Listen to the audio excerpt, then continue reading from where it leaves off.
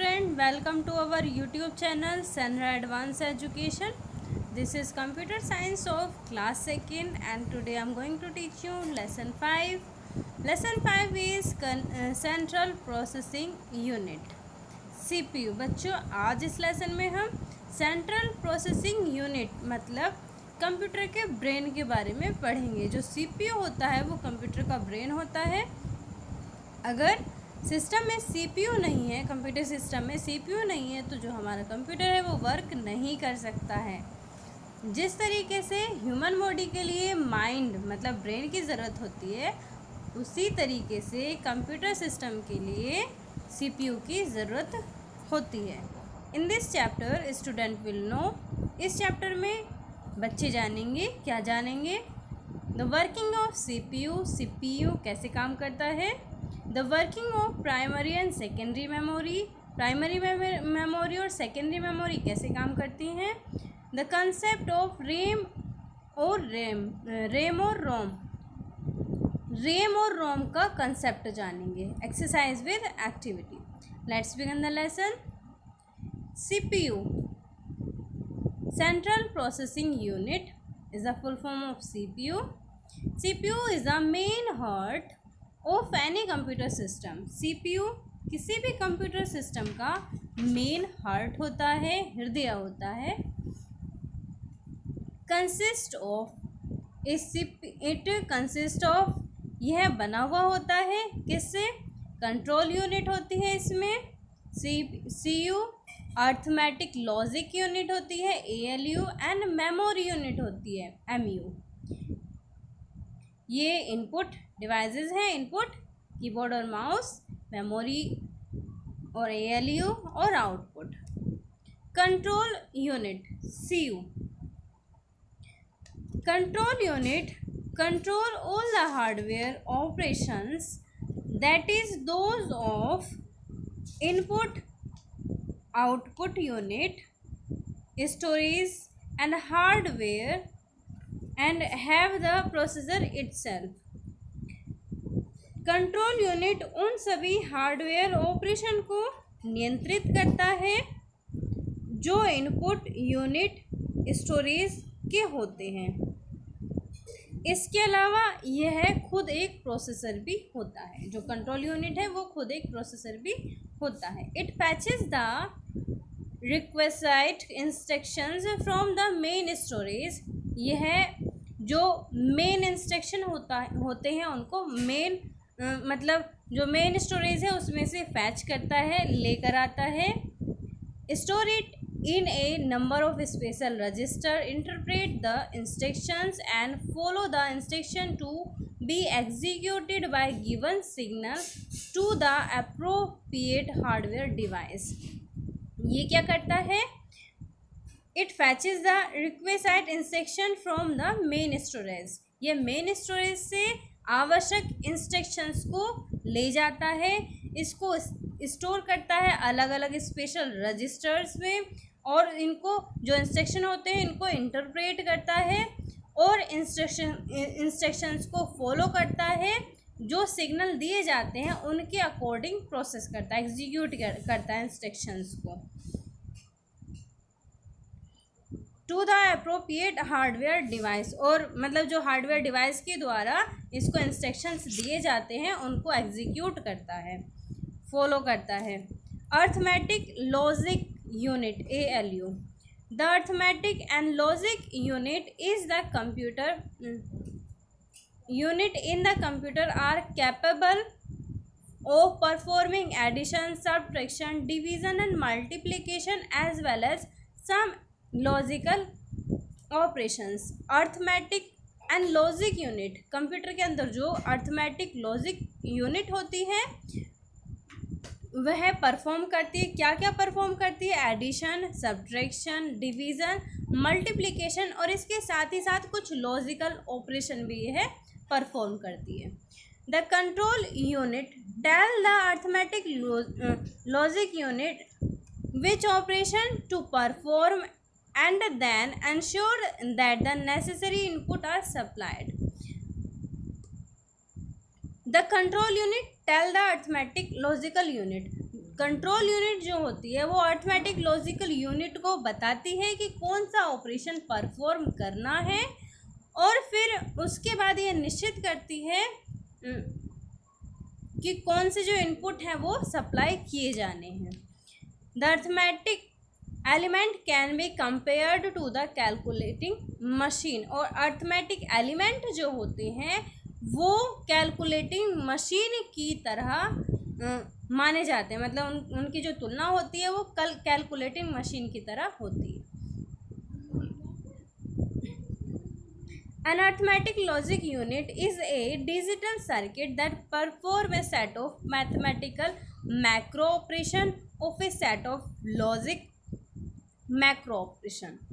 Arithmetic logic unit क्या होती है? एक डिजिटल सर्किट्स होते हैं जो कि छोटे छोटे से मैक्रो होते हैं, बहुत छोटे छोटे से ऑपरेशंस को परफॉर्म करते हैं, मैथमेटिकल ऑपरेशंस को, और इसके साथ ही साथ लॉजिकल मैक्रो ऑपरेशंस को भी परफॉर्म करते हैं। The ALU has a number of selection lines to select a particular macro operation in the unit. जो ALU होते हैं उसमें बहुत सारे सिलेक्शन लाइन्स होती हैं किसी पर्टिकुलर माइक्रो ऑपरेशंस को यूनिट में सेलेक्ट करने के लिए। यूनिट में सेलेक्ट करने के लिए किसी पर्टिकुलर माइक्रो ऑपरेशन को यूनिट में सेलेक्ट करने के लिए इसमें सिलेक्शन लाइन्स होती हैं। Memory unit MU। The memory unit is an essential component in any digital computer since it is needed for storing the program that are executed by the CPU। Memory unit computer का एक बहुत ही ज़्यादा important part होता है। Essential मतलब बहुत ही ज़्यादा ज़रूरी पार्ट होता है। It is needed for storing the program that are executed by the CPU। इसका यूज़ किया जाता है या इसकी ज़रूरत पड़ती है उन प्रोग्राम को स्टोर करने के लिए जो CPU के द्वारा एग्जीक्यूट किए जाते हैं। The memory unit that communicate directly with the CPU is called the main memory, and devices that provide backup storage are called auxiliary device। वह मेमोरी जो CPU से डायरेक्ट कम्युनिकेट करती है, डायरेक्टली कम्युनिकेशन करती है, उसको मेन मेमोरी कहा जाता है। और इसके अलावा वह डिवाइस या वो डिवाइसेस जो बैकअप स्टोरेज प्रोवाइड कराती हैं उनको ऑक्सिलरी डिवाइसेस या ऑक्सिलरी मेमोरी डिवाइस कहा जाता है। Only programs and data currently use by the processor reside in the main memory. केवल कुछ program and data currently use जो हाल ही में यूज़ किए जाते हैं, करेंटली यूज़ किए जाते हैं प्रोसेसर के द्वारा, वो मेन मेमोरी में रहते हैं। जो मतलब हाल ही के प्रोग्राम होते हैं जिनको हम यूज़ करते हैं, करंटली यूज़ किए जाते हैं, वही मेन मेमोरी में हमें मिलते हैं, हमारे सामने होते हैं। Memory can be divided into 2 category. जो मेमोरी होती है उसको 2 भागों में डिवाइड किया गया है, विभाजित किया गया है। कौन कौन सी? एक primary and second is secondary memory. The primary memory also has 2 parts. जो प्राइमरी मेमोरी होती है उसके भी 2 पार्ट होते हैं। उनके नाम क्या क्या हैं? RAM random access memory and ROM read only memory. अब हम बात करते हैं रैम की। Random access memory. RAM chip is made with metal oxide. जो रैम चिप होती है वो मेटल ऑक्साइड से बनी हुई होती है। We can select any location on this chip randomly and can use it to store and retrieve data and instruction directly। we can select any location on this chip। हम इस chip में किसी भी लोकेशन को randomly select कर सकते हैं और उसको यूज़ कर सकते हैं।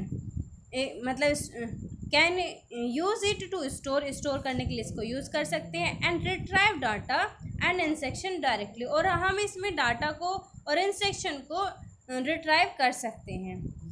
A memory unit is a collection of storage registers together with the associated circuits needed to transfer information in and out the registers. एक मेमोरी यूनिट स्टोरेज रजिस्टर का एक कलेक्शन है जो संबंधित रजिस्टर के साथ रजिस्टर में और बाहर जानकारी ट्रांसफ़र करने के लिए ज़रूरी होता है. Memory register can be access for information transferred as required and hence the name random access memory abbreviated as RAM. Memory register can be accessed for information transfer. Memory register को हम information transfer के लिए access कर सकते हैं जैसे हमें ज़रूरत होती है. मतलब अगर हमें ज़रूरत है तो हम इसको कर सकते हैं आवश्यकता के अनुसार. इसीलिए मतलब हम इसमें चेंजेस कर सकते हैं अपनी ज़रूरत के अनुसार. इंफॉर्मेशन में हम अपनी ज़रूरत के अनुसार चेंजेस कर सकते हैं. The name random access memory abbreviated as RAM. और इसका जो नेम है मतलब रैंडम एक्सेस मेमोरी जो है इसका एब्रीविएटेड संक्षिप्त नाम जो है वो रैम है. RAM RAM. ये चिप है, ये रैम चिप है. Next one ROM. Read only memory. A read only memory, as the name implies, is a memory unit that perform the read operation only. It does not have any write capability. A read only memory as the name implies. read only memory जैसा कि हमें इसके नाम से ही पता चल रहा है is a memory that perform the read operation only. कि हम इसके अंदर केवल पढ़ने का ही काम कर सकते हैं और कोई दूसरा काम नहीं कर सकते हैं. It does not have any write capability. हम इसके अंदर लिख नहीं सकते हैं. This implies that the binary information stored in a ROM is made permanently during the hardware production of the unit and can not be altered by writing different words into it. This implies इसका मतलब ये है that the binary information stored मतलब जो binary की information RAM में stored की जाती है वो परमानेंटली तभी स्टोर्ड की जाती है जब इसको बनाया जाता है.